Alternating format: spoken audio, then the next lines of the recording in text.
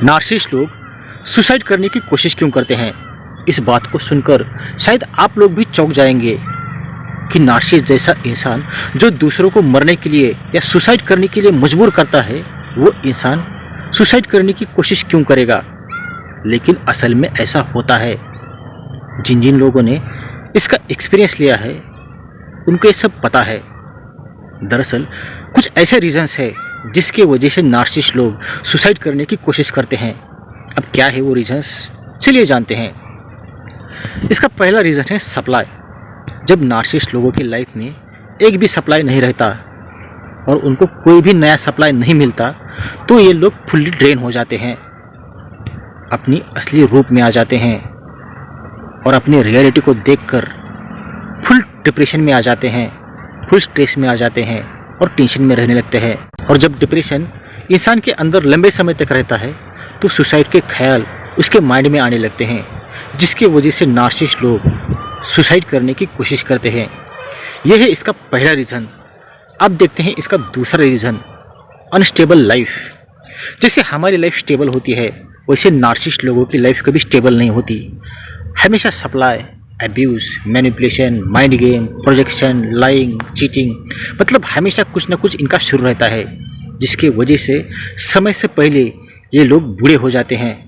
मतलब जितना हम अपनी बॉडी का, ब्रेन का यूज़ करते हैं उससे 1000 गुना ये लोग बॉडी का और ब्रेन का यूज़ करते हैं, जिसके वजह से बॉडी के हर पार्ट्स, ब्रेन समय से पहले वीक हो जाते हैं, जिसके वजह से इनको अलग अलग टाइप की बीमारियां होने लगती है। और बॉडी वीक होने के वजह से वो बीमारियां अब रिकवर नहीं होती और उन बीमारियों की वजह से नार्सिसिस्ट लोग सुसाइड करने की कोशिश करते हैं। यह है इसका दूसरा रीज़न। अब देखते हैं इसका तीसरा रीज़न, लोनली।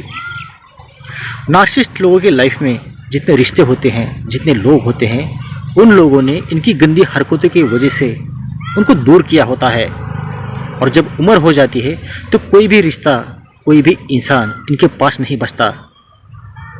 नार्सिसिस्ट लोग बिल्कुल अकेले हो जाते हैं और इस अकेलेपन से तंग आके नार्सिसिस्ट लोग सुसाइड करने की कोशिश करते हैं। यह है इसका तीसरा रीज़न। अब देखते हैं इसका चौथा रीज़न, डिसीज़। जो सोमैटिक नार्सिसिस्ट होते हैं या सेक्सुअल नार्सिसिस्ट होते हैं, उन्होंने बहुत सारी बॉडी का यूज़ किया होता है। पागलपन में ये लोग क्या कर रहे हैं समझ नहीं पाते, लेकिन ऐसे बहुत सारी सेक्सुअल डिसीज़ है जो एक से दूसरे को होती है, जैसे एड्स है और भी खतरनाक बीमारियां हैं। और जब ये इनको हो जाती है तो उस डिसीज़ की वजह से ये लोग सुसाइड करने की कोशिश करते हैं। ये है इसका चौथा रीज़न। अब देखते हैं इसका पांचवा रीज़न, कर्म। अगर इंसान के कर्म अच्छे हो तो इंसान सुकून से जीता है और सुकून से मरता है।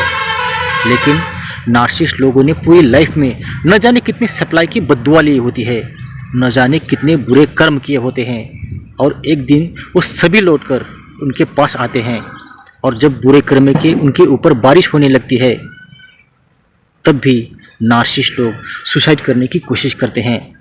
यह है इसका पांचवा रीज़न। अब देखते हैं इसका छठा रीज़न, ड्रामा। नार्सिसिस्ट लोग जब आपके साथ किसी रिश्ते में होते हैं तो जानबूझकर सुसाइड का ड्रामा करते हैं ताकि आप डर जाओ और डर के उनकी हर बात मानने के लिए राजी हो जाओ।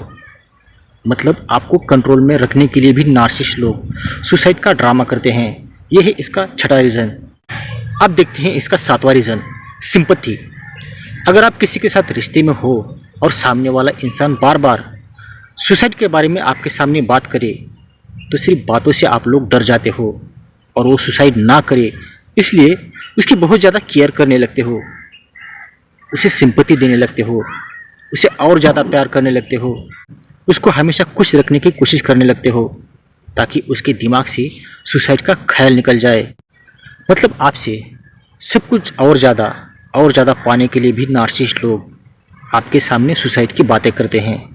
एक्चुअल में सुसाइड करने का उनका कोई इरादा नहीं होता, ये सिर्फ आपको डराने के लिए होता है, आपकी सिंपैथी पाने के लिए होता है। यह है इसका सातवां रीज़न। अब देखते हैं इसका आठवां रीज़न, बायोपोलर डिसऑर्डर। किसी नार्सिसिस्ट के अंदर नार्सिसिस्टिक पर्सनैलिटी डिसऑर्डर के साथ साथ बायोपोलर डिसऑर्डर भी होती है। और इस बायोपोलर डिसऑर्डर में इंसान सुसाइड करने की कोशिश करता है। मतलब जिस नार्सिसिस्ट के अंदर बायोपोलर डिसऑर्डर होता है वो उस बायोपोलर डिसऑर्डर की वजह से सुसाइड करने की कोशिश करता है या एक्चुअल में करता है। ये थे कुछ रीजंस जिसके वजह से नार्सिसिस्ट लोग सुसाइड करने की कोशिश करते हैं या एक्चुअल में करते हैं। बस यही बताना था मुझे आज की इस वीडियो में। अगर आप किसी नार्सिसिस्टिक रिलेशनशिप में फंसे हैं और वहाँ से बाहर निकलना चाहते हैं तो बाहर निकलने में मैं आपकी 100% हेल्प करूँगा, जिसके लिए डिस्क्रिप्शन बॉक्स में मैंने अपना व्हाट्सएप नंबर दिया है, उस पर आप मुझे कांटेक्ट कर सकते हैं। और अगर ये वीडियो आपको पसंद आता है तो इस वीडियो को सब्सक्राइब, लाइक और शेयर ज़रूर करना। वीडियो देखने के लिए और समय देने के लिए आप सभी लोगों का दिल से धन्यवाद।